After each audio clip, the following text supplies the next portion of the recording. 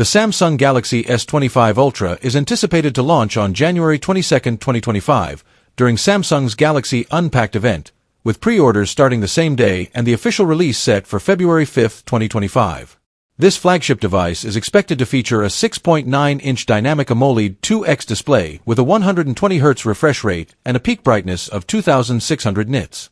Powered by the Qualcomm Snapdragon 8 Elite chipset, it may include up to 16 GB of RAM and storage options up to 1 TB.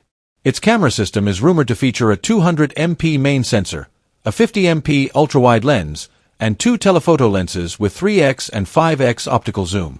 The phone will likely be equipped with a 5000 mAh battery, support 45W fast charging, and run on Android 15-based One UI 7.